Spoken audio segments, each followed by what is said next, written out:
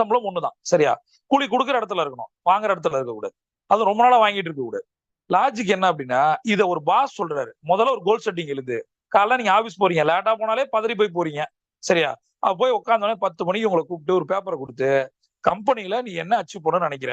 ஏன்? எப்படி எழுதுன்றாரு. நீங்க எழுதுவீங்களா? மாட்டீங்களா? எழுதுவீங்க. எழுதுவீங்க. மியூட்ட போடுங்க. ஹோஸ்ட் வந்து இத கிளியர் பண்ணுங்க. என்ன ஏதாவது சொல்ல விடுங்க. ஏதாவது கத்துக்க விடுங்க.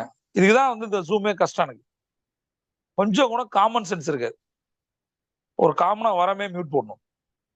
இப்ப என்ன சொல்றேன்னு எனக்கு மறந்துரும். உடனே ஒரு